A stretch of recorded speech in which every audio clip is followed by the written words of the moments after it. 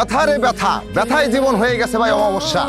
হাতে ব্যথা, পায়ে ব্যথা, কাঁধে ব্যথা, পিঠে ব্যথা, মাজায় ব্যথা, গিরায় গিরায় ব্যথা, জয়েন্টে জয়েন্টে ব্যথা ভাই। আপনার জন্য আমার মিলন সালসা। এক ডোজ এক ফাইলে যথেষ্ট। আপনার জীবনে চলে আসবে পূর্ণিমা। আই খাওন দে। আই কুসুম তরকারি লয়ে